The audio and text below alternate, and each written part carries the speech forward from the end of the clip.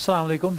Welcome back to one more lecture of physical chemistry, that is chemical kinetics, class 12 physical chemistry. अभी तक जो हमने पढ़ा है, हमने सॉलिड स्टेट पढ़ा, हमने सॉल्यूशंस पढ़ा, हमने इलेक्ट्रोकेमिस्ट्री पढ़ा. तो आज हम पढ़ेंगे मतलब अभी और एक lecture that is chemical kinetics. और केमिकल काइनेटिक्स जो है यहाँ से जनरली दो सवाल आते हैं या 1 to 2 क्वेश्चन. जनरली ज्यादातर देखोगे तो केमिकल काइनेटिक्स से दो सवाल आते हैं. तो सबसे पहला सवाल जो केमिकल काइनेटिक्स का है, match the following, match the order of the reaction given in list 1 with the units of rate constant given in list 2 and identify the correct code. तो अब मुझे यहाँ पे टेबल गिवन है, मुझे इस टेबल में लिस्ट 1 को लिस्ट 2 के साथ मैच करना है. तो है क्या असल में है शाबाश, असल में मुझे जीरो ऑर्डर का रेट कांस्टेंट जो है उसका यूनिट निकालना है. For zero order rate constant का यूनिट निकालना है. तो रेट कांस्टेंट का यूनिट अगर आप लोगों को पता है, रेट कांस्टेंट का यूनिट है mole to the power 1 minus n, litre to the power n minus 1 second inverse. तो अगर हम जीरो ऑर्डर देखेंगे तो जीरो ऑर्डर में n का वैल्यू आप पुट कर लो 0. तो फॉर जीरो ऑर्डर ये बनेगा mole 1 minus 0 that is 1, litre 0 minus 1 that is minus 1, second inverse that is mole per litre पर second that is mole per litre पर सेकेंड. तो A को आ जाएगा सीधे 3. तो A3 जो है वो इन चार में से एक ही है, लेकिन हम आगे भी चेक करेंगे. दूसरा है फर्स्ट ऑर्डर. फर्स्ट ऑर्डर में n का वैल्यू पुट कर लो 1. जब आप n का वैल्यू पुट करोगे 1, आपको आएगा mole 1 minus 1, litre 1 minus 1, second inverse. Mole 1 minus 1 is 0, mole to the power 0 is 1, litre to the power 0 is 1. तो बचा only second inverse. First order का यूनिट होगा सेकेंड इनवर्स, यानी कि फर्स्ट ऑर्डर को B को आएगा 2, B को आएगा 2. ऐसे ही सेकेंड ऑर्डर, तो 2 का इसमें 2 पुट कर लो. तो इसमें 2 पुट करोगे तो ये आएगा 1 माइनस 2 दैट इज माइनस 1. तो ये आएगा mole 1 minus 2 that is minus 1, litre 2 minus 1 that is 1, second inverse. तो mole minus 1, litre 1, second inverse, यानी कि C को आ जाएगा A. तो थर्ड ऑर्डर में आ जाएगा सीधे n का वैल्यू पुट करना है 3. तो यहां पे zero order, first order, second order NCERT में डायरेक्टली ये टेबल देके है. तो अगर आप एनसीईआरटी खोलोगे तो एनसीईआरटी पे डायरेक्टली ऑर्डर भी लिखा है और यहां से रेट कांस्टेंट की यूनिट्स भी लिखे हैं. शाबाश. दूसरा सवाल जो मेरा इसमें है, if A plus B gives C एक रिएक्शन है, if the rate constant, rate expression is written as rate is equal to K into concentration of A concentration of B, and बोल रहा है if concentration of A is taken in excess, A taken in excess, if the concentration of if any reactant is taken in excess, then the order with respect to that reactant is taken as 0. So the order with respect to A will be taken as 0 and the order with respect to B is 1. तो A का order हम मानेंगे 0. क्यों? क्योंकि ये access में है. जब भी हम किसी चीज को एक्सेस में लेते हैं, the order with respect to that चीज इज टेकन एज 0. सो इसका ऑर्डर जो आएगा वो आएगा 1. ये हम ऑलरेडी जीरो ऑर्डर में लिख भी चुके हैं. If any of the reactant is taken then the order with respect to that reactant is taken as 0. Question number 3. For an exothermic reaction, activation energy for forward direction is temperature dependent, equal to activation energy for backward direction, greater than activation energy for backward direction, less than energy for backward direction. तो मैं सीधे यहां पे बनाऊंगा. अगर आप reaction potential energy versus reaction coordinate graph plot करोगे, potential energy versus reaction progress अगर आप ग्राफ प्लॉट करोगे, ये है रिएक्शन कोऑर्डिनेट बोलो, या आप रिएक्शन कोऑर्डिनेट बोलोगे, या आप रिएक्शन प्रोग्रेस बोलोगे. तो अगर आप ग्राफ प्लॉट करोगे, एक्सोथर्मिक का ग्राफ आता है ऐसे, यानी कि ये रिएक्टेंट की एनर्जी जो है यहां से यहां तक है एनर्जी ऑफ रिएक्टेंट्स, यहां से यहां तक है एनर्जी ऑफ प्रोडक्ट्स, यानी कि ये हिस्सा जो है ये रिप्रेजेंट करता है यहां से यहां तक, ये हिस्सा रिप्रेजेंट करता है किसको? एनर्जी ऑफ प्रोडक्ट को. शॉर्ट में यहां से यहां तक ये जो है ये एनर्जी ऑफ प्रोडक्ट है. तो एक्सोथर्मिक में एनर्जी रिलीज होती है तो प्रोडक्ट की एनर्जी होती है कम, रिएक्टेंट की एनर्जी होती है ज्यादा. अब मुझे एक्टिवेशन एनर्जी पे कमेंट करना है. तो अगर मुझे एक्टिवेशन एनर्जी पे कमेंट करना है तो मुझे एक बात बोलो, एक्टिवेशन एनर्जी यहां से यहां तक ये है activation energy of forward direction. और अगर हम यहां से यहां तक देखेंगे ये है activation energy of backward direction. तो एक्सोथर्मिक में activation energy for forward direction क्या बैकवर्ड के बराबर होती है कि बैकवर्ड से ज्यादा कि बैकवर्ड से कम? ये होती है बैकवर्ड से कम. या आप ऐसे भी बोल सकते हो डेल्टा एच, एंथैल्पी की दो फॉर्मूला है. एक फॉर्मूला है energy of products minus energy of reactants, दूसरा जो मेन हमारे लिए काइनेटिक्स में है that is activation energy of forward minus activation energy of backward direction. तो ये है डेल्टा एच। एक्सोथर्मिक में डेल्टा एच का value for exothermic process delta H का वैल्यू होता है नेगेटिव। ये नेगेटिव कब होगा, डेल्टा एच का वैल्यू नेगेटिव कब होगा, जब ये बड़ा ये छोटा होगा, नहीं, क्योंकि बड़ा माइनस छोटा विल ऑलवेज बी पॉजिटिव, छोटा माइनस बड़ा इज नेगेटिव, यानी कि जब फॉरवर्ड होगा कम और बैकवर्ड होगा ज्यादा, यानी कि forward should be less than backward, then and only then शाबाश the reaction can be exothermic. So the answer is activation energy for forward direction is less than the activation energy of backward direction. Which of the following is an incorrect statement? Incorrect statement, statement based सवाल आपने देखा कि maximum statement based सवाल यहां पे हमने डाले हैं। Catalyst reduces the activation energy of the reactant, catalyst reduces the active, common sense है, कैटलिस्ट जब हम बोलते हैं तो हम समझते हैं positive catalyst, positive catalyst rate of the reaction को बढ़ाता है by decreasing the activation energy. जैसे एनसीईआरटी ने टेबल, ये एनसीईआरटी ने डायरेक्टली डायग्राम बनाया है इफेक्ट ऑफ कैटलिस्ट में। Lower is the value of activation energy faster is the reaction, common sense, जितना अगर यहां से यहां तक देखा जाए, इस रिएक्शन में यहां से यहां तक देखा जाए, यहां से यहां तक देखा जाए तो ये एक्टिवेशन एनर्जी है, ये है activation energy in presence of catalyst, ये है इन एब्सेंस ऑफ कैटलिस्ट, ये है in presence of catalyst. Activation energy कम हुई तो यहां से यहां तक ज्यादा टाइम लगेगा कि कम टाइम लगेगा, कम टाइम लगेगा, तो lower is the activation energy faster is the reaction, ये सही है। A catalyst decreases Gibbs free energy, नहीं, a catalyst does not alter a state function, catalyst only path को चेंज करेगा, लेकिन initial state and final, sorry यहां ये यहां तक है पूरा, initial state and final state को वो चेंज नहीं करेगा। अगर मैं ग्राफ यहां पे बनाऊंगा, बिल्कुल ग्राफ ये है, अगर हम ग्राफ बनाएंगे ग्राफ ये है, तो कैटलिस्ट ओनली एक्टिवेशन एनर्जी को कम कर सकता है, बढ़ा सकता है, इनिशियल स्टेट फाइनल स्टेट को चेंज नहीं करेगा। तो इसका मतलब क्या है, जब initial state final state change नहीं होगा, कोई भी स्टेट फंक्शन का वैल्यू चेंज नहीं होगा, तो एक कैटलिस्ट डेल्टा जी या डेल्टा एच या डेल्टा यू जो भी होगा, कोई भी स्टेट फंक्शन है, इनको चेंज नहीं करता है, लेकिन इसने लिखा है डिक्रीजेस, सो ये गलत है, ये इनकरेक्ट स्टेटमेंट है। A catalyst does not catalyze non-spontaneous reactions, बिल्कुल सही। A catalyst catalyzes only spontaneous reactions, एक कैटलिस्ट ओनली उन रिएक्शन को कैटलाइज करता है जो रिएक्शन क्या होगी, एक शाबाश, एक कैटलिस्ट जो है वो ओनली कैटलाइज करता है spontaneous reactions but not non spontaneous reactions. मैंने इससे पहले भी टेस्ट सीरीज में एक क्वेश्चन डाला था, उसमें भी मैंने यही एग्जांपल दी कि अगर हम एक कैटलिस्ट देखेंगे, मिसाल के तौर पर अगर दो इंसानों को, इन दोनों को आपस में लड़ना है, इनको लड़ने के लिए तीसरा इंसान आ गया जो जिसने इसको इसके बारे में बातें बोली, इसको इसके बारे में बातें बोली, तो एज ए रिजल्ट अगर ये शाम के 10 बजे लड़ते, अब ये 4 ही बजे लड़ेंगे, तो कैटलिस्ट ने काम जो है जल्दी कराया। लेकिन अगर इन्होंने कसमें खाई है कि हमें लड़ना ही नहीं है, तो अगर इनको लड़ना ही नहीं है, तो अगर इनको लड़ना ही नहीं है, तो कहने का मतलब है कि कैटलिस्ट जो है आप कुछ भी कर लो, इनको लड़ना ही नहीं है, इन्होंने कसमें खाई हैं कि हमें नहीं लड़ना है, तो कैटलिस्ट का यहां पे कोई काम नहीं है। मैं ऐसे भी एग्जांपल बहुत सारी है, इतना काफी है। A catalyst does not catalyse non, ये एनसीईआरटी पे बिल्कुल लिखा है, a small amount of catalyst can catalyse a large amount of reaction, ये पॉइंट याद रखना। A catalyst does not alter Gibbs free energy of a reaction, it catalyses the spontaneous reactions but does not catalyze non spontaneous reactions। so ये बिल्कुल NCERT पे line by line हर कोई point जो है लिख के हैं। Moving on to the next one, the reaction दो, अगर आपको दिखेगा यहां पे H पॉजिटिव, तो ये acidic hydrolysis of ester, acidic hydrolysis of ester is an example of pseudo first order reaction. What is a pseudo first order reaction? जिसका order जो होगा वो 1 होगा, लेकिन मॉलिक्यूलैरिटी मोर देन 1 होगा, उसको हम बोलेंगे क्या? Pseudo first order reaction. ये बिहेव करती है as pseudo first order reaction. क्यों सीडो फर्स्ट ऑर्डर? क्योंकि यहां पे वाटर जो होता है ये हम एक्सेस में लेते हैं, तो इसका the order with respect to water is taken as 0, that is why it is a pseudo first order reaction. तो ये याद रखना, acidic hydrolysis of ester, and दूसरा है inversion of cane sugar. Inversion of cane sugar is also a pseudo first order reaction.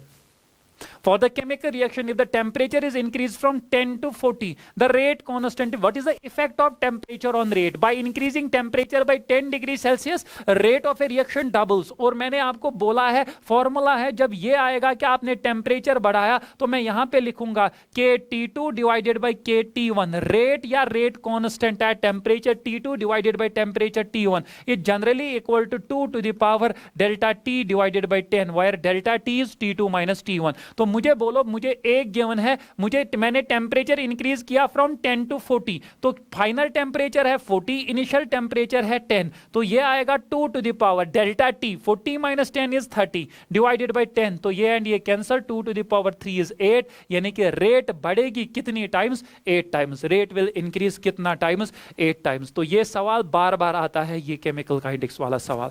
If the activation energy for the forward, मैंने अभी आपको बोला एंथैल्पी निकालनी है, then the enthalpy of the reaction, मैंने अभी बोला एंथैल्पी की एक फॉर्मूला है, enthalpy of activation energy of forward direction minus activation energy of backward direction. तो activation energy of forward is 80, backward is 120, forward direction के लिए 80 एंड बैकवर्ड डायरेक्शन के लिए 120, ये आएगा -40, सो the answer will B -40।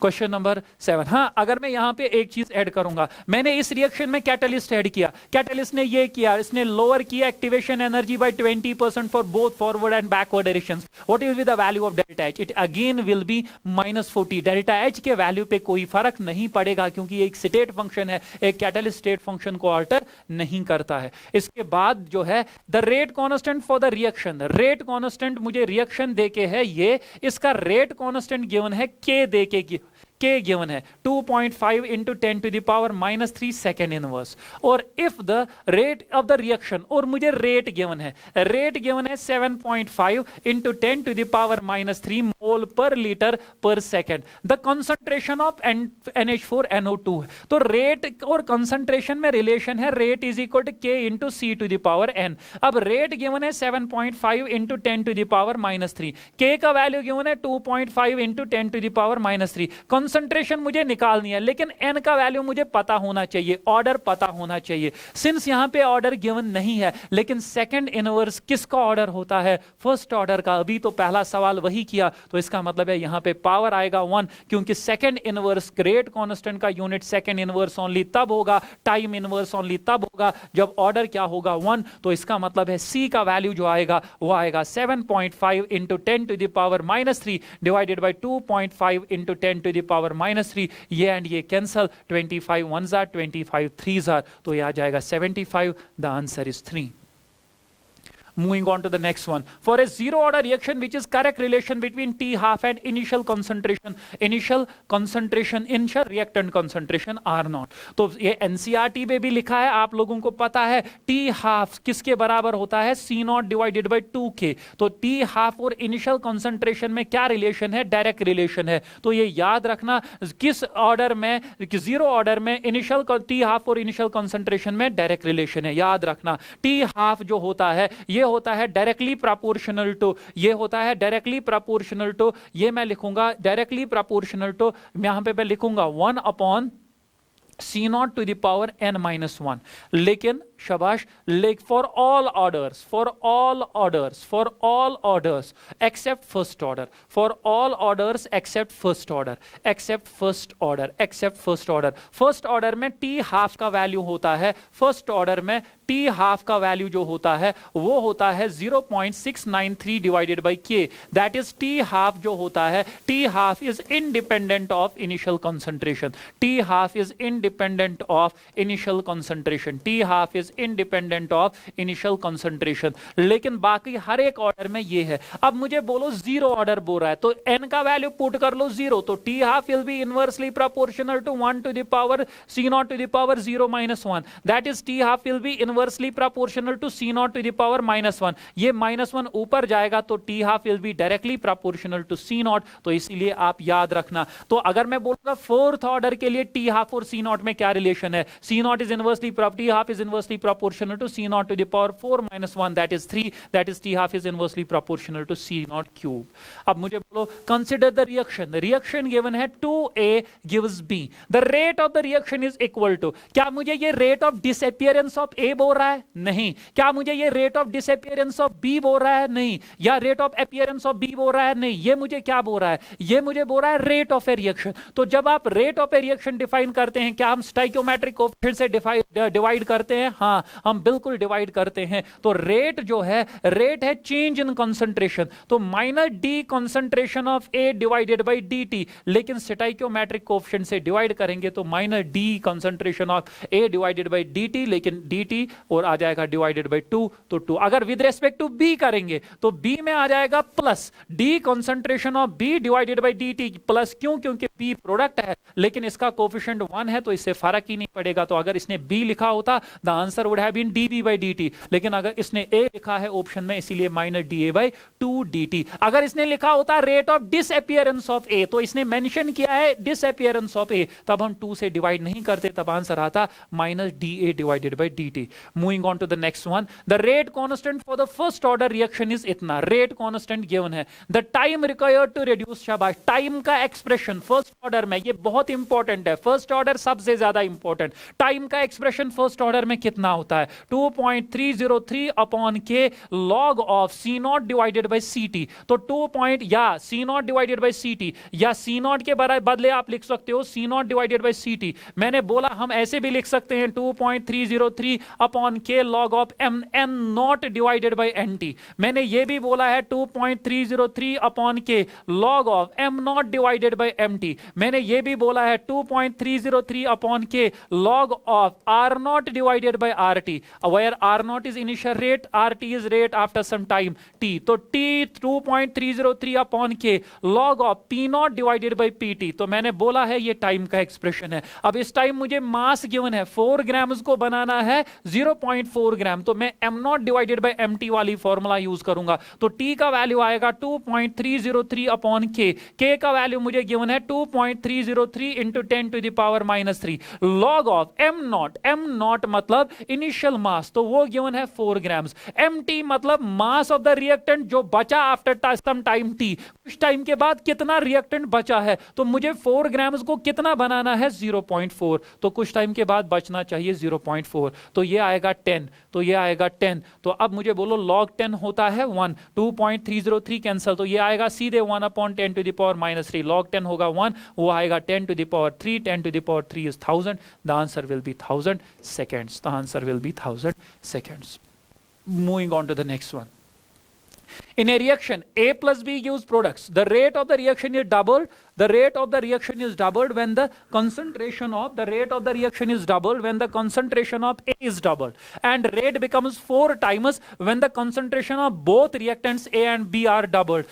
Rate law for the reaction can be written as, ये अच्छा सवाल है, ये मुझे बोलो सबसे पहले। The rate A and B मुझे given है, तो मैं बोलूंगा सपोज इनिशियली A1 कंसंट्रेशन है, B1 यहाँ इनिशियली A ही है, इनिशियली B है, और इनिशियली रेट जो है दैट इज R1 या A1 B1 R1 मानेंगे।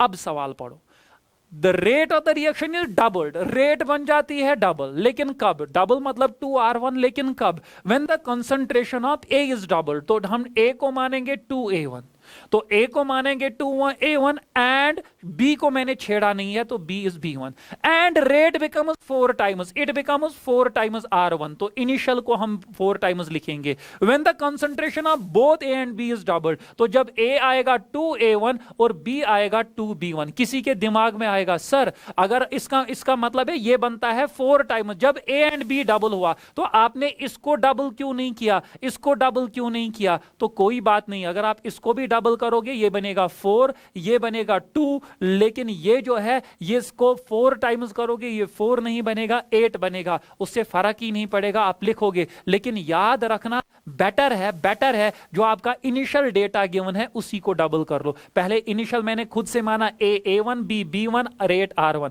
अब A डबल किया रेट बन गई 2 टाइम्स, यानी कि B का जिक्र नहीं है, B को नहीं छेड़ा है, फिर दोनों को डबल किया रेट बन गई 4 टाइम्स। अब आपको क्या करना है, आपको निकालना है ऑर्डर। आपके पास 2 ऑप्शंस है, पहला ऑप्शन सीधे है कि बी को नहीं छेड़ा, ए को किया डबल, रेट हुई डबल, तो इसका मतलब है रेट और ए की कंसंट्रेशन में डायरेक्ट रिलेशन है, तो ए का ऑर्डर ए का पावर आएगा 1।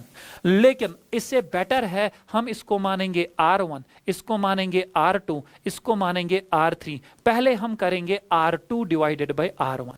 तो मैं मानूंगा rate equation, let rate equation be rate is equal to k concentration of A to the power m concentration of B to the power n. तो R2 के टाइम के कंसंट्रेशन ऑफ ए, R2 के time ए के बदले लिखेंगे 2 times A1 to the power m, B के बदले लिखेंगे B1 to the power n divided by R1 के तो आएगा ही, ए के बदले लिखेंगे A1 to the power m, B के बदले लिखेंगे B1 to the power n। के तो चेंज नहीं होगा क्योंकि के कंसंट्रेशन किसे चेंज नहीं होता है। तो R2 के बदले लिखेंगे 2R1 डिवाइडेड बाय R1, के एंड के तो होगा कैंसल, ये आएगा 2 to the power 1 A1 to the power m, B1 to the power n, B1 to the power n होगा cancel divided by A1 to the power m, ये and ये cancel, R1 cancel, 2 निकला 2 to the power m, compare करेंगे तो m का value निकलेगा 1। तो ये m क्या है, m है a का पावर, तो a का पावर निकलेगा 1, तो 2 नहीं आएगा, 0 नहीं आएगा, या तो ये ऑप्शन पॉसिबल है या तो ये ऑप्शन पॉसिबल है। अब हम b का पावर निकालेंगे। अब b a का पावर जब मुझे निकालना होगा, मैं b को मानता हूं कांस्टेंट, b कांस्टेंट था R2 और R1 में। जब मुझे अब b का पावर निकालना है, मैं a को रखूंगा कांस्टेंट, a कांस्टेंट कब है, R3 में और R2 में, मैं करूंगा R3 डिवाइडेड बाय R2। तो अगर मैं R3 डिवाइडेड बाय R2 करूंगा, R3 डिवाइडेड, तो R3 के बदले आएगा के कंसंट्रेशन ऑफ ए, 3 के टाइम कंसंट्रेशन ऑफ ए आएगा 2 times A to the power m, b के बदले क्या आ जाएगा 2 times B1 to the power n divided by R2 के time k concentration of a के बदले आएगा 2 times A1 to the power m, concentration of b के टाइम कितना आ जाएगा, R2 के टाइम आ जाएगा concentration of B1 to the power n। तो ये पूरा कैंसल, ये पूरा कैंसल, और यहां पे R3 के बदले हम लिखेंगे 4R1 डिवाइडेड बाय R2 के बदले लिखेंगे 2R1 इज इक्वल टू, शाबाश, यहां पे क्या आएगा 2 to the power n B1 to the power n divided by B1 to the power n, ये एंड ये कैंसल, ये एंड ये cancel, 2 1s are 2 2s are, तो 2 निकला किसके बराबर 2 टू द पावर n। तो कंपेयर करेंगे n का वैल्यू 1, अब n क्या है b का पावर, यानी कि b का पावर भी 1, इसीलिए ऑप्शन 1 जो है वो करेक्ट है, ऑप्शन 1 जो है वो करेक्ट है। आई होप आप लोगों को समझ में आया। अगर आप लोगों को ऐसे समझ में आए, मैं क्लास में बिल्कुल इसी तरीके से समझाता हूं। अगर आपको ऐसे समझ में नहीं आया तो हम क्या करेंगे, शाबाश, अगर आपको ऐसे समझ में नहीं आया तो हम एक काम करेंगे, मैं यहां पे लिखूंगा, शाबाश, मैं यहां पे लिखूंगा सबसे पहले ए कंसंट्रेशन ऑफ ए को मानेंगे A1 B1 ये R1, फिर बोल रहा है जब आपने ए डबल किया रेट हो गई डबल, फिर बोल रहा है जब आपने दोनों डबल किए रेट जो बन गई वो बन गई 4 टाइम्स। देखो बी को नहीं छेड़ा, ए को डबल करने से रेट भी डबल हुई, यानी कि ए का पावर 1। अगर ए को डबल करने से रेट 4 टाइम्स बढ़ती तो मैं बोलता ए का पावर है 2। अगर रेट को डबल करने से रेट 8 टाइम्स बढ़ती तो मैं बोलता रेट ए, मतलब ए का पावर आएगा 3। लेकिन ये भी डबल मतलब पावर 1। अब मुझे बोलो, अब इसके बाद क्या है, इसके बाद मैंने ए को किया कांस्टेंट, मैंने बी को डबल किया, रेट बन गई 2 से 4, रेट बन गई डबल, बी को डबल किया, यहां पे रेट भी डबल हुई, तो इसका मतलब है बी का पावर भी क्या आएगा 1। तो इस हिसाब से लॉजिक के लिए भी मैं बोल सकता हूं, लेकिन बेटर है पहले हम एक टेबल बनाएंगे, जिस टेबल में हम क्या करेंगे, जिस टेबल में हम डेटा लिखेंगे, फिर उसके बाद जब मुझे ए का ऑर्डर निकालना होगा, ए एंड बी रिएक्टेंट है, इसलिए मैंने लिखा ए का रेट इक्वेशन है, rate is equal to k concentration of reactants to the power some number, तो rate is equal to k A to the power m b to the power n। अब ए का order निकालने के लिए B को मानेंगे constant, B का order निकालने के टाइम ए को मानेंगे कांस्टेंट। पहले मुझे ए में इंटरेस्ट है तो बी को करेंगे कांस्टेंट। बी कहां कहां कांस्टेंट है, पहले और दूसरे में, इसलिए मैंने R2 by R1 किया। R2 के बदले मैंने क्या लिखा, देखो R2 इज रेट, R2 के तो के ही रहेगा, R2 के टाइम ए का वैल्यू क्या आएगा, R2 के टाइम ए आएगा 2A1 to the power m। R2 के टाइम B1 क्या, B क्या आएगा B1 to the power n। ऐसे ही R1 के टाइम A के बदले A1, B के बदले B1, तो ये सब कुछ कैंसिल हुआ, m का वैल्यू निकला 1। तो अब मुझे B का ऑर्डर चाहिए, n का वैल्यू चाहिए, तो मैं A को मानूंगा कांस्टेंट। अब A कांस्टेंट कहां पे है, A कांस्टेंट है R3 और R2 में, मैंने किया R3 by R2। R3 में तो K ही आएगा। R3 के टाइम A है 2A1 to the power M1, B है 2B1 to the power N, तो R2 K तो K ही रहेगा, 2A1 to the power M, B है B1 to the power N, ये पूरा कैंसल हुआ, B1 कैंसल, सब कुछ कैंसल, N का वैल्यू निकला 1, तो N है B का ऑर्डर निकला 1, N है मतलब M है A का ऑर्डर भी निकला 1, तो रेट आएगा K concentration of A concentration of B। तो इसके बाद जो है, इसके बाद और एक सवाल है, select the incorrect statement, order of the reaction is an experimental quantity, correct statement, incorrect statement. मैंने सारे सवाल जो है इनकरेक्ट, क्योंकि जनरली हमें गलती होती है करेक्ट इनकरेक्ट वाले सवालों में, तो इसलिए मैंने जानबूझ के सारे सवाल इनकरेक्ट दिए, क्योंकि करेक्ट जो है आपको पहले ही लगेगा कि पहला ऑप्शन करेक्ट है, तो आप पहले ऑप्शन को मार्क करते हो, लेकिन जब ये इनकरेक्ट करेक्ट वाला सवाल आएगा, ये 3 बार 4 बार पढ़ना है। मुझे अपने टाइम इसमें सवाल गलत हुआ है, इसीलिए मैं बोल रहा हूं out of my experience. Select the incorrect statement, तो अगर आपको स्टेटमेंट निकालना है, इनकरेक्ट स्टेटमेंट निकालना है, तो सबसे पहले है order of the reaction is an experimental quantity, yes order experimental ही होता है। दूसरा है order is applicable only for elementary reactions, no order is applicable for well as complex reactions, जैसे एनसीईआरटी ने लिखा है order is applicable to both elementary as well as complex reactions, इसने लिखा है ओनली एलिमेंट्री रिएक्शंस, तो ये गलत है, इनकरेक्ट ही पूछ रहा है, तो यही आएगा।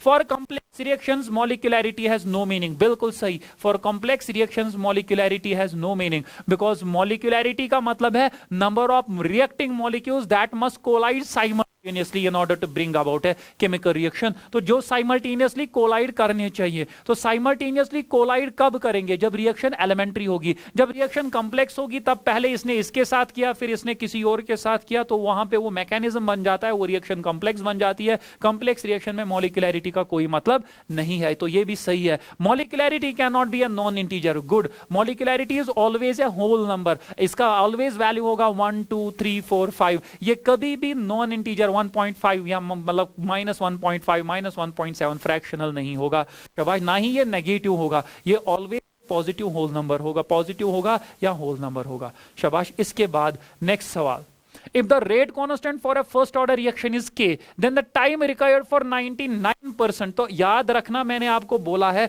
जब भी फर्स्ट ऑर्डर लिखा होगा, फर्स्ट ऑर्डर में tx% जब भी आपको निकालना होगा, आप क्या करोगे, for tx% take C0 equal to 100 and take CT equal to 100 minus x, तो फॉर्मूला है, टाइम आपको निकालना है t 99.9%, तो फॉर्मूला है 2.303 upon k log of C0 को सीधे 100 मान लो और CT को मान लो 100 माइनस x का वैल्यू गिवन है 99.9, वैल्यू पुट कर लो, आंसर आ गया, तो ये आएगा 2.303 upon k, rate constant k तो k के फॉर्म में ही है, इनटू लॉग ऑफ 100 अपॉन ये आएगा 0.1, तो 100 अपॉन 0.1 ये आएगा 2.303 k into log of 1000, 100 upon 0.1 is 1000, तो ये आएगा 2.303 upon k log of 10 to the power 3, ये आएगा 2.303 upon k into 3 log 10, 3 log 10, log 10 is 1, तो आंसर आएगा 2.303 इंटू 3 डिवाइडेड बाई k,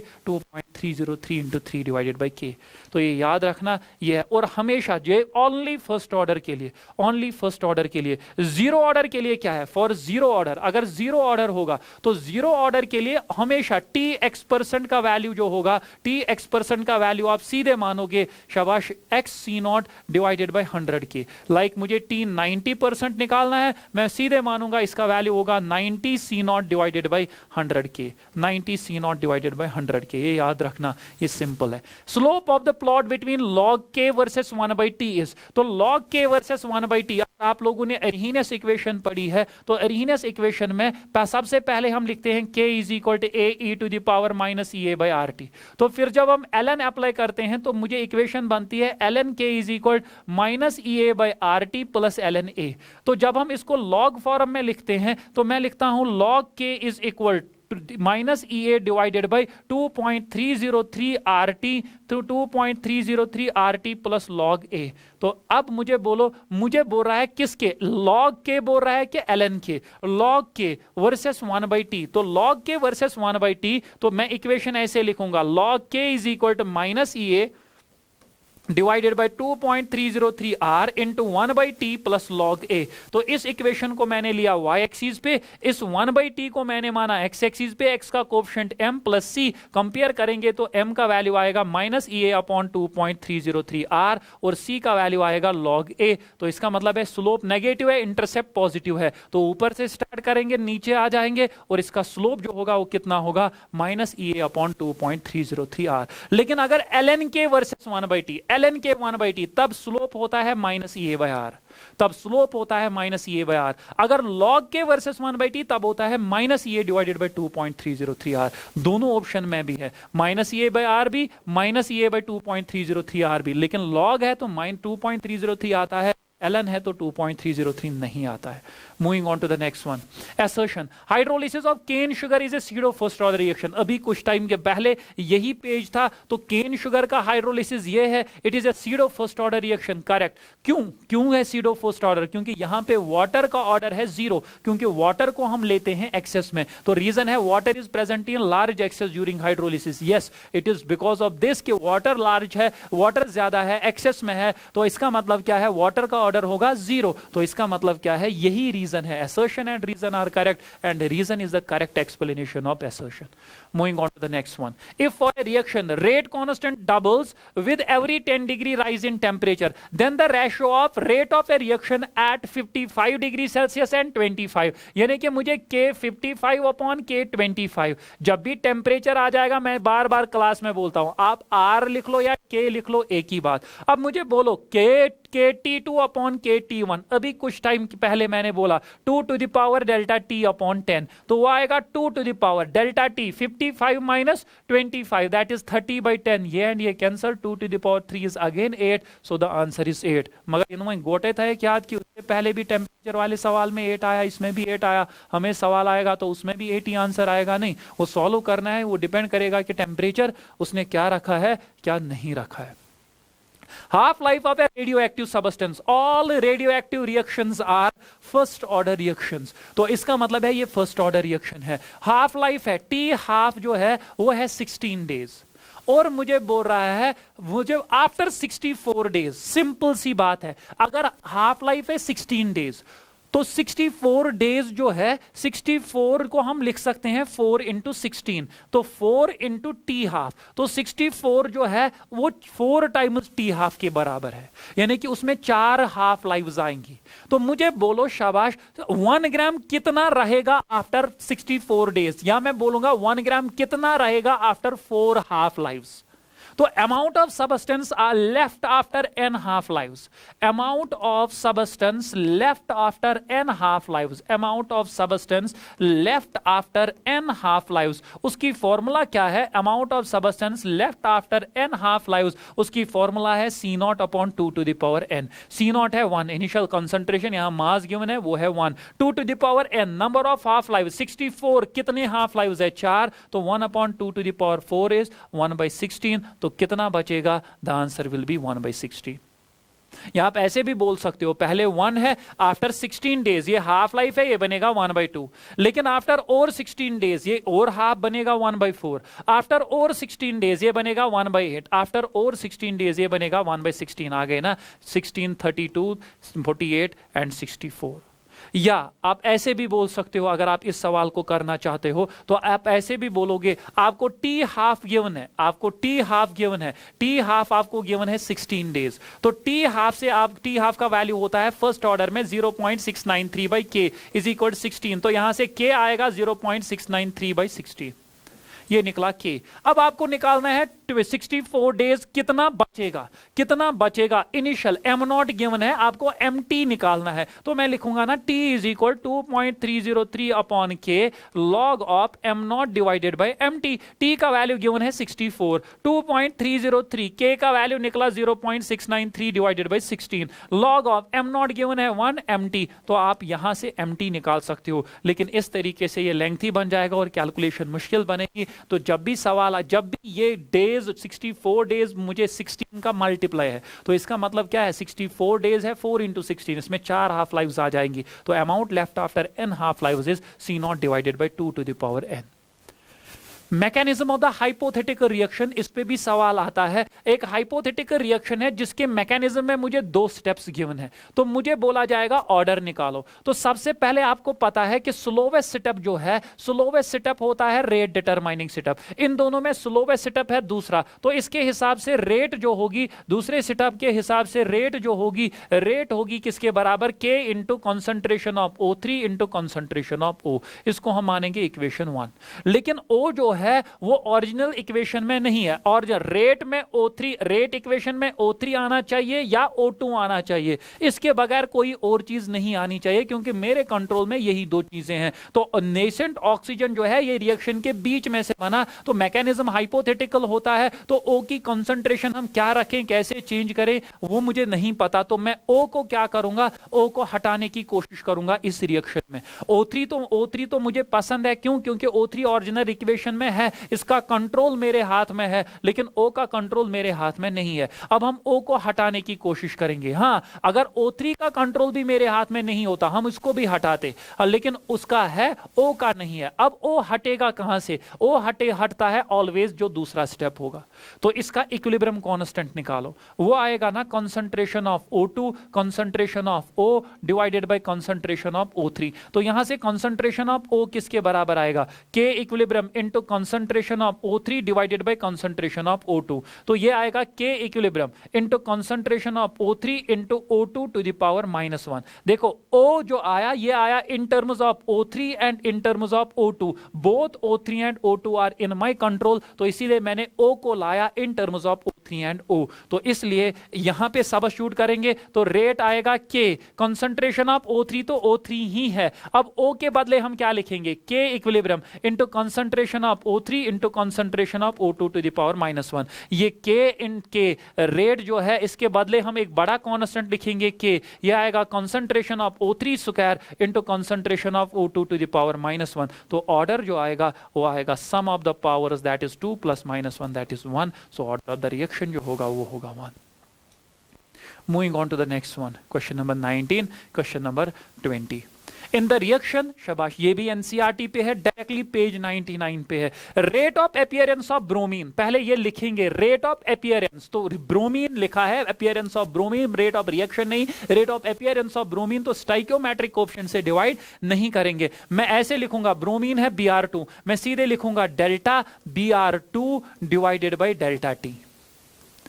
और इस तो मुझे क्या करना है, मुझे निकालना है, यह है rate of appearance of bromine. दूसरा rate of disappearance of bromide ions, bromide ions Br negative ions, तो rate of disappearance of Br negative ions, तो रेट ऑफ डिसअपीयरेंस बोल रहा है Br नेगेटिव का, तो अगेन स्टाइकियोमेट्रिक कोएफिशिएंट से divide नहीं करेंगे। डिसअपीयरेंस में माइनस आ जाएगा, minus Br negative divided by delta T। तो मुझे ये दो चीजों का रेशियो निकालना है, दिस डिवाइडेड बाई दिस का रेशियो निकालना है, मुझे इन 2 चीजों का रेशियो निकालना है। मैंने स्टाइकियोमेट्रिक कोएफिशिएंट से डिवाइड नहीं किया, क्योंकि लिखा है appearance of Br2 and disappearance of Br negative, और नेगेटिव इसलिए लिखा क्योंकि रिएक्टेंट के लिए हम हमेशा नेगेटिव यूज करते हैं और प्रोडक्ट के लिए हमेशा हम पॉजिटिव यूज करते हैं। रीजन मैंने क्लास में बोला है कि लोग लिखते हैं या बुक्स पे लिखा होता है negative decrease positive increase, just NCERT ने लाइन लिखी है negative rate can never be negative, तो रेट पॉजिटिव बनाने के लिए हम रिएक्शन की कंसंट्रेशन चेंज को, वरना कंसंट्रेशन चेंज इन रिएक्टेंट की कंसंट्रेशन तो कम आती है, उसका तो वैल्यू नेगेटिव आएगा, उस नेगेटिव को पॉजिटिव बनाने के लिए हम पीछे पॉजिटिव लगाते हैं, यानी कि just to make rate positive हम रिएक्टेंट को नेगेटिव लगाते हैं। अब मुझे बोलो, मैं इन दोनों के लिए लगाऊंगा इक्विवेलेंट रेट रिलेशन, मैं ये भी लिख सकता हूं ना -1/5, जैसे ये लिखा है रेट ऑफ ए रिएक्शन, जैसे ये इक्विवेलेंट रेट रिलेशन NCERT ने लिखी है, मैं ओनली इन दोनों के लिए लिखूंगा -1/5 delta Br negative divided by delta T। किसके बराबर होगा, ये होगा ना 1/3 डेल्टा Br2। 2 रेट्स आपस में बराबर कब होती हैं, जब हम उनके स्टाइकियोमेट्रिक कोएफिशिएंट से डिवाइड करते हैं।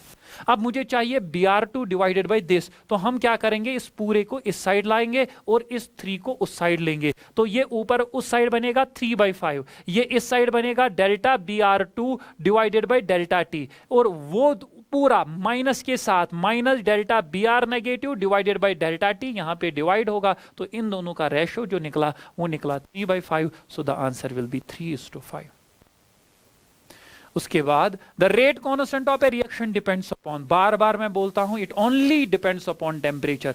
शाबाश, इट डिपेंड्स अपॉन टेम्परेचर। ये खासकर कंसंट्रेशन डिपेंडेंट नहीं है, it only depends upon temperature.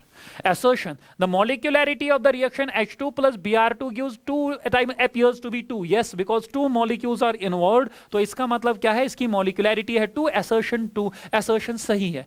2 molecules of the reactants are involved, both assertion reason are correct and reason is the correct explanation। 2 molecules involved है इसीलिए इसकी molecularity 2 है, यही तो सही है। शाबाश। इसके बाद क्या है, इसके बाद the decomposition of gaseous ammonia, मैंने बार बार क्लास में बोला है कि सरफेस रिएक्शन जनरली, अगर आपके दिमाग में नहीं याद रहेगा, surface reactions generally zero order reactions होती है। जरूरी नहीं है, not all surface reactions are zero order reactions, लेकिन जनरली जो एनसीईआरटी ने लिखी है surface reactions generally zero order reactions होती है। तो अब मुझे बोलो, या अगर वैसे याद नहीं रहता है डायरेक्टली, जीरो ऑर्डर की एग्जांपल है decomposition of HI on gold surface and decomposition of NH3 on platinum surface. तो इसका मतलब क्या है, decomposition of gaseous ammonia on platinum surface is a zero order reaction. तो decomposition of platinum on gaseous ammonia on hot platinum surface is a zero order reaction। For an elementary reaction, देखो rate equation लिख लो, ये एक elementary reaction है, तो elementary reaction के लिए rate is equal to K into concentration of A to the power M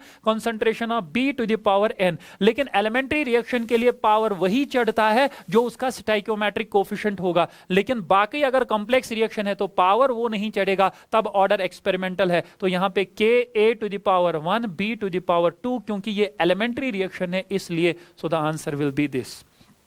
moving on to the next one, A certain zero order reaction has K is equal to इतना, तो rate constant मुझे given है for the disappearance of A, zero order reaction है, rate constant given है। What will be the concentration of A after 15 seconds if initial, तो मुझे C0 given है 0.5, मुझे CT बोल रहा है कि CT कितना होगा, और टाइम मुझे दे रहा है वहीं से आफ्टर 15 सेकेंड्स, और K का वैल्यू भी गिवन है 0.025। तो आप लोगों को पता है for a zero order reaction time का एक्सप्रेशन किसके बराबर होता है, C0 minus CT divided by K, या R0 minus RT divided by K, जो भी आपने पढ़ा है। तो T जो होगा, T होगा 15, C0 का वैल्यू 0.5, CT मुझे निकालना है, K का वैल्यू 0.025।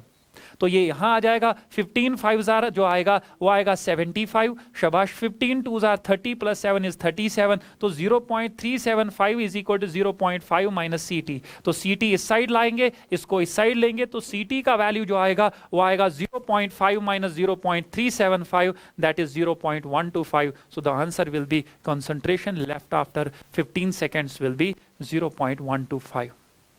तो इसके बाद question number 26, rate law for the reaction A gives products. Rate law given है, rate is equal to K into A to the power 1 है तो फर्स्ट ऑर्डर रिएक्शन है। Graphically it is represented, hence मतलब as, ये graph given है। Rate constant मुझे बोलो, मुझे रेट वर्सेस कंसंट्रेशन ग्राफ बना के है, तो इक्वेशन में अगर हम rate versus concentration of a graph बनाएंगे तो रेट को हमने किस एक्सिस पे लिया, y एक्सिस पे, कंसंट्रेशन को किस एक्सिस पे लिया, x एक्सिस पे, ये तो बन गया ना y is equal to mx, y is equal to mx बन गया। तो ग्राफ स्टार्ट होगा ऑरिजिन से, m का वैल्यू कितना आ गया, k, वो पॉजिटिव है तो इसका मतलब है ग्राफ ऐसे आ गया, तो इसका स्लोप जो है, इसका स्लोप है k। अब मुझे ग्राफ वहीं से दे के है, आपको बोल रहा है k निकालो, रेट कांस्टेंट निकालो, तो इस इक्वेशन में रेट कांस्टेंट क्या है, रेट कांस्टेंट तो स्लोप है, तो आपको इस ग्राफ की स्लोप निकालनी है। तो स्लोप ऑफ ए लाइन जो होती है, मैंने बार बार बोला है, स्लोप ऑफ ए लाइन कैसे निकालते हैं, y2 माइनस y1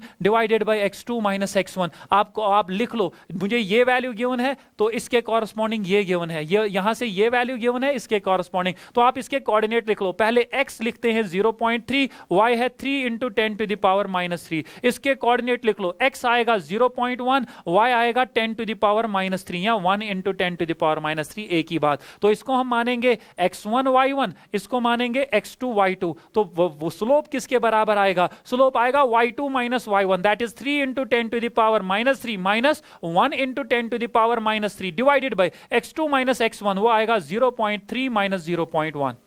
तो ये ऊपर कितना आ जाएगा, स्लोप ऑफ ए लाइन, इस लाइन की जो स्लोप है वही तो k है, तो k किसके बराबर आएगा, 3 into 10 to the power minus 3, 10 to the power minus 3 common, अंदर बचेगा 3 माइनस 1 एंड 0.3 माइनस 1 इज 0.2, तो ऊपर आएगा 2, नीचे आ जाएगा 0.2, ऊपर आएगा 2 into 10 to the power minus 3, this one this tens, तो ये आएगा 10 to the power minus 2। So slope निकला 10 टू द पावर माइनस 2, और स्लोप ही है यहाँ पे क्या, स्लोप ही है यहाँ पे k, so the answer will be 10 to the power minus 2 unit second inverse, इसलिए क्योंकि फर्स्ट ऑर्डर रिएक्शन है। तो ये याद रखना, ये बहुत अच्छा सवाल है। इसके बाद जो है question number 27, select the law that corresponds to the data, ये एग्जैक्टली ये वाला सवाल है, एग्जैक्टली 100% ये वाला सवाल है, और यही वाला ये वाला सवाल ज्यादा अच्छा है एज कंपेयर टू दिस। मैं आपको दिखाऊंगा जिसमें ये वाला सवाल जिसमें हमने पढ़ा था ए की कंसंट्रेशन को डबल करेंगे, बी को सेम रखेंगे, फिर दोनों को डबल करेंगे, रेट 4 टाइम्स बनेगी। अब इसी का एक्सपेरिमेंटल वैल्यू जो है, इसी का एक्सपेरिमेंटल डेटा जो है वो यहां पे ऐसे दे के है, तो आपको क्या करना है, आपको निकालना है रेट इक्वेशन, या बोला जाएगा ऑर्डर निकालो। अगेन हम इसको मानेंगे R1, इसको मानेंगे R2, इसको मानेंगे R3, इसको मानेंगे R4। अब रिएक्टेंट है A एंड B, तो रेट इक्वेशन जो बनेगी वो बनेगी rate is equal to K concentration of A to the power M concentration of B to the power N।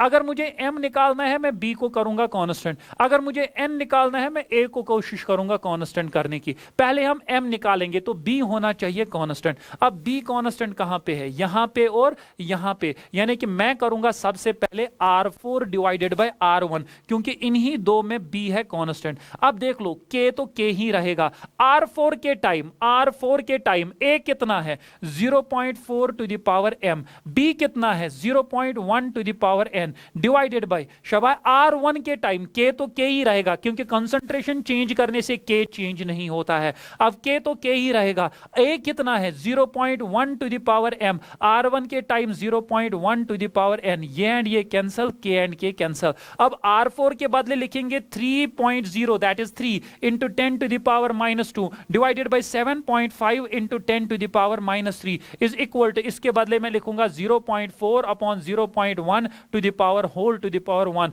This ones are this fours are, तो मैं ऊपर लिखूंगा 30 into 10 to the power minus 3, 10 to the power minus 3 इसलिए क्योंकि नीचे भी 10 to the power minus 3 है, इसीलिए ऊपर भी मैंने 3 को 30 बनाया, ये बनेगा 10 टू द पावर माइनस 3, ये आएगा 4 टू द पावर M, ये एंड ये कैंसल, 7.5 1 जार 77.5 4 जार, तो 4 निकला 4 to the power M, compare करेंगे तो M का वैल्यू निकलेगा 1, यानी कि M क्या है A का पावर, तो A का पावर निकलेगा 1, ये ऑप्शन पहले ही आउट, A का पावर 1, A का पावर 1, A का पावर 1। अब B का पावर निकालेंगे, B का पावर है N, B का पावर कैसे निकलेगा, हम A को कोशिश करेंगे कांस्टेंट रखने की। अब A कांस्टेंट कहां पे है, यहां पे, यानी कि मैं करूंगा R3 डिवाइडेड बाय R2, तो R3 के बदले K, R3 के बदले K पहले, K A के बदले कितना आ जाएगा, R3 में A का वैल्यू कितना आ जाएगा 0.3 to the power M, B आएगा 0.2 to the power N, K R2 में A आएगा 0.3 टू द पावर M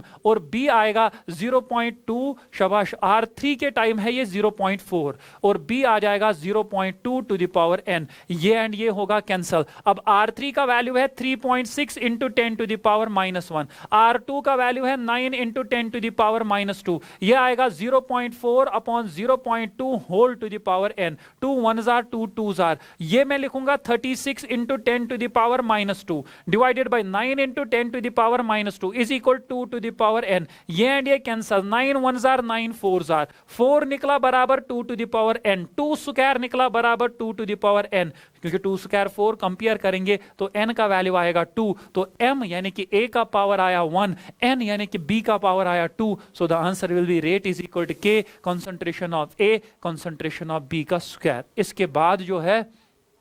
इसके बाद जो है हम क्या करेंगे, यहां से कभी कभार आपको बोला जाएगा रेट कांस्टेंट निकालो, तो अब मुझे बोलो यहां से रेट कांस्टेंट रेट आएगा ना, rate divided by A into B का स्क्वायर, आपकी अपनी मर्जी। अगर आप रेट R1 लिखोगे तब आपको लिखना है A1 इंटू B1 का स्क्वायर, तो यानी कि R1 के बदले ये, A1 के बदले ये, B1 के बदले ये। अगर आप R2 लिखोगे तब आपको नीचे लिखना है A2 इंटू B2 का स्क्वायर, यानी कि R2 के बदले ये, A2 के बदले ये, B2 के बदले ये, आपको आंसर दोनों तरह सेम आ जाएगा। R3 भी R4 भी ऐसे ही लिख सकते हैं। तो ये अच्छा सवाल है, ये पूछ सकते हैं। Question number 28, the activation energy in kilojoule per mole of a chemical reaction whose rate becomes double, whose rate becomes double on increasing the temperature from 298 Kelvin to 308 Kelvin। तो आपको क्या बोल रहा है कि रेट डबल हो रही है। रेट डबल हो रही है तो मतलब K2 का वैल्यू 2 टाइम्स K1, और आपको एक्टिवेशन एनर्जी निकालनी होती है। और एक्टिवेशन एनर्जी जो है आपको T1 गिवन है 298, आपको T2 गिवन है 308। तो जब भी आपको एक्टिवेशन एनर्जी निकालनी होगी, मैं अरहीनियस इक्वेशन का ये फॉर्म यूज करूंगा, log K2 by K1 is equal to शाबाश e टू द पावर, या log K2 by K1 is equal शाबाश EA divided by 2.303 R into 1 by T1 minus 1 by T2। अब मुझे बोलो log ऑफ K2 के बदले लिखेंगे 2K1 divided by K1, EA निकालना है, अपॉन 2.303 R। अगर मुझे EA जूल्स में निकालना है तो हम R का वैल्यू यूज करेंगे 8.314, या 8.314 या आप 25/3 भी बोल सकते हो, वो एक ही बात है, इंटू 1 by T1, ये आएगा 1 by 298 माइनस 1 अपॉन 308। तो अब मुझे बोलो ये एंड ये कैंसल, log 2 होगा 0.3। तो बाकी आप खुद से निकालोगे, यहां से आएगा activation energy upon 2.303 into 25 divided by 3, ये आ जाएगा 308 माइनस 298 डिवाइडेड बाई 298 इंटू 308। लेकिन याद रखना ये T1 एंड T2 जरूरी किन में होना चाहिए, केल्विन में होना चाहिए। तो अब बाकी आपको खुद से आएगा एक्टिवेशन एनर्जी यहां से निकालना। तो इसके बाद इसके बाद क्या है, among the following which is affected by catalyst. Catalyst किस चीज को अफेक्ट करता है? देखो स्टेट फंक्शन फ्री एनर्जी लिखा होगा, नहीं करेगा। कोलिजन फ्रीक्वेंसी लिखा होगा, नहीं करेगा। इन दो चीजों को कैटलिस्ट इफेक्ट नहीं करेगा। तो गिब्स फ्री एनर्जी को नहीं करेगा, कोलिजन फ्रीक्वेंसी को नहीं करेगा। इसके बाद नंबर ऑफ इफेक्टिव कोलिजन्स को भी करेगा, क्योंकि नंबर ऑफ इफेक्टिव कोलिजन्स बढ़ेगा तभी तो रेट बढ़ेगी।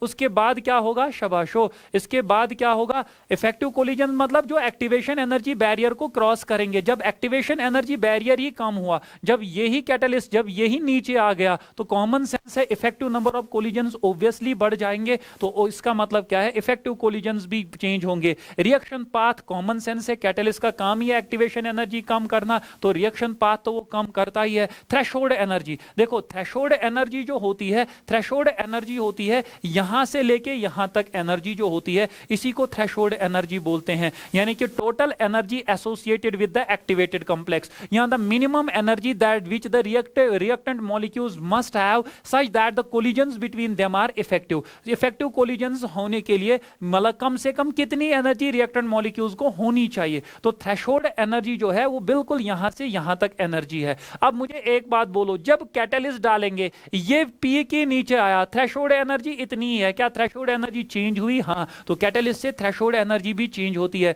रेट कांस्टेंट, क्या कैटलिस्ट से रेट कांस्टेंट चेंज होता है? बिल्कुल, क्योंकि रेट ऑफ द रिएक्शन बढ़ती कम होती है, तो कैटलिस्ट से रेट कांस्टेंट का वैल्यू भी चेंज होता है। तो आंसर विल बी 3, 4, 5 एंड 6। इससे कैटलिस्ट जो है, कैटलिस्ट इन चीजों को अफेक्ट करता है। इसके बाद जो है, a zero order reaction is 50% completed in 40 minutes, then the time required for 100% completion is। याद रखना, ऑलवेज याद रखना, ऑलवेज याद रखना, जब भी एक टाइम गिवन होगा, दूसरा टाइम निकालना होगा, मैं क्या करूंगा, मैं दोनों को डिवाइड करूंगा। जैसे मुझे t 100% निकालना है, आपको गिवन है t 50%, t 50% गिवन है, मुझे t 100%, मैं दोनों को डिवाइड करूंगा। सिंस जीरो ऑर्डर है तो जीरो ऑर्डर वाली फॉर्मूला यूज करूंगा। मैंने अभी बोला जीरो ऑर्डर के लिए t x% किसके बराबर होता है, x C0 डिवाइडेड बाय 100 के। अगर फर्स्ट ऑर्डर होगा तो 2.303 upon K log of 100 upon 100 minus x, यानी कि C0 हम लेते हैं 100, CT हम लेते हैं 100 माइनस x। तो मैं सीधे लिखूंगा 100 C0 डिवाइडेड बाय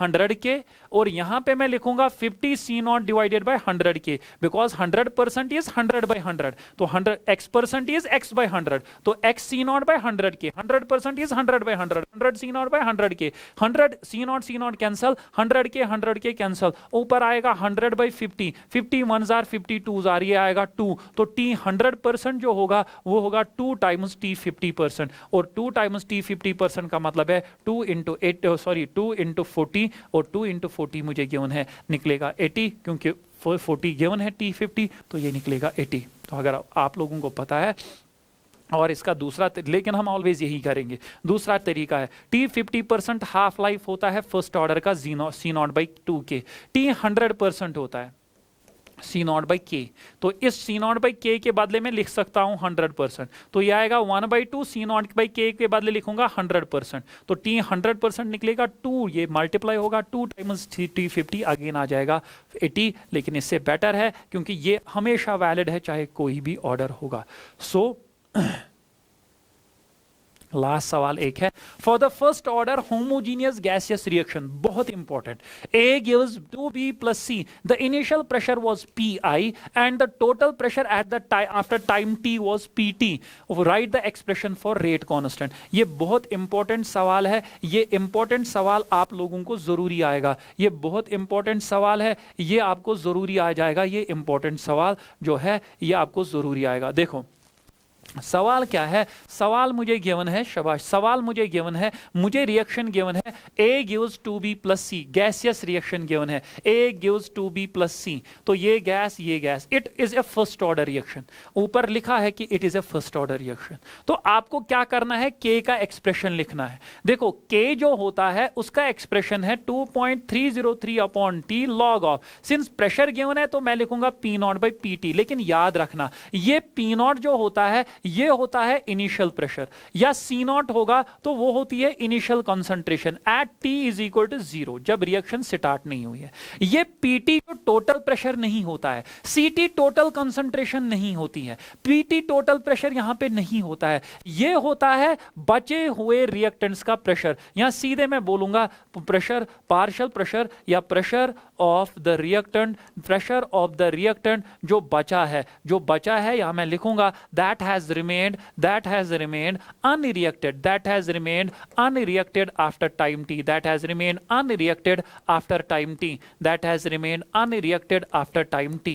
अब मुझे एक बात बोलो, अगर मैं at t is equal to 0 यहां पे बोलूंगा, इसका प्रेशर है P0, इसका 0 क्योंकि इनिशियली ओनली जो सारा का सारा प्रेशर होगा वो रिएक्टेंट का होगा, क्योंकि अभी रिएक्शन स्टार्ट हुई ही नहीं है, जब रिएक्शन स्टार्ट नहीं हुई है तो सारा का सारा प्रेशर किसका होगा, रिएक्टेंट का होगा। आफ्टर सम टाइम, कुछ टाइम के बाद, आफ्टर सम टाइम टी, कुछ टाइम टी के बाद, तो ये जो है ये P0 में से कुछ खर्च होगा, सपोज खर्च हुआ x, अब ये 1 ये 2 ये जरूरी बने होंगे 2x, ये बना होगा x।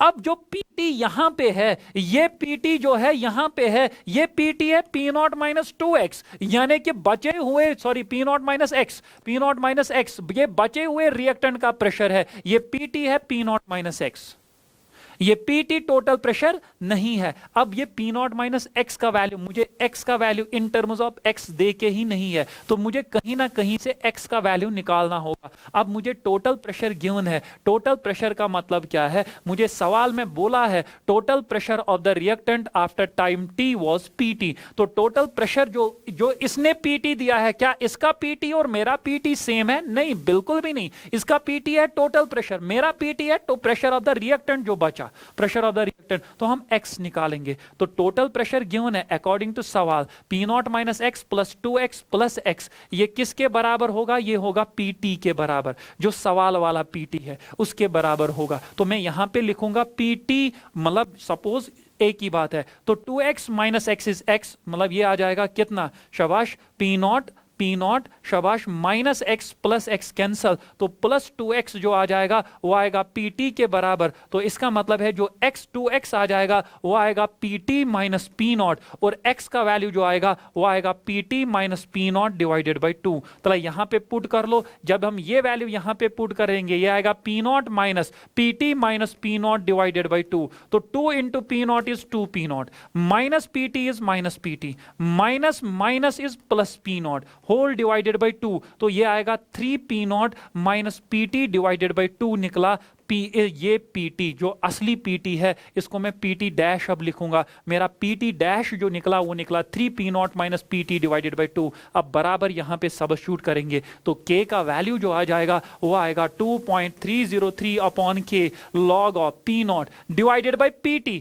लेकिन इस pt डैश के बदले में अब क्या लिखूंगा, 3p0 minus pt divided by 2। तो यहां पे आएगा 3p0 minus pt divided by 2। तो हम ये 2 ऊपर लेंगे तो 2.303 अपॉन k लॉग ऑफ ये बनेगा 2p0, ये 2 जाएगा ऊपर, 2p0 divided by 3p0 minus pt। अब इसने p0 नहीं लिखा है, pi लिखा है, तो मुझे बोलो 2.303 अपॉन ये है upon T log of upon T, यहाँ पे भी है 2.303 अपॉन टी, यहाँ पे भी आ जाएगा 2.30, यहाँ पे तो सही लिखा है अपॉन टी। तो अब मुझे बोलो कौन सा ऑप्शन मैच हुआ, 2.30 लॉग 2p0 इसने लिखा है pi, तो 2pi upon 3p0 minus pt, वो एक ही ऑप्शन मिला है, वो ऑप्शन ये है। तो ये इसका करेक्ट ऑप्शन होगा। ये अच्छे से पढ़ना ये सवाल, इस पे एनसीईआरटी पे सवाल भी है, लेकिन जरूरी नहीं है कि वो इस फॉर्म में सवाल पूछेगा।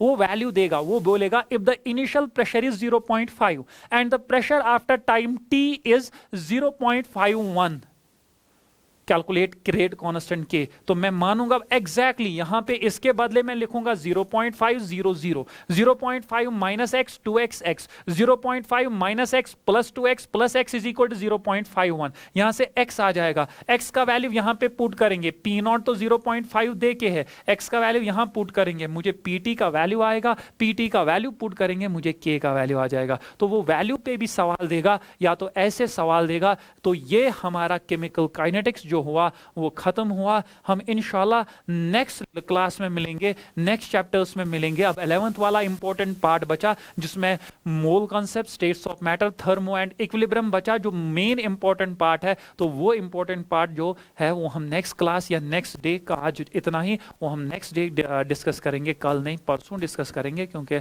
कल जो है वो ज़ूलॉजी एंड फिजिक्स अगेन है, तो परसों डिस्कस करेंगे वो 4 चैप्टर्स इंशाल्लाह। तो फिर बचा एटॉमिक स्ट्रक्चर, फिर बचा रेडॉक्स एंड सरफेस केमिस्ट्री, उसको और एक दिन में सब मतलब फिनिश करेंगे। तब तक के लिए अल्लाह हाफिज, थैंक यू, दुआओं में याद रखना।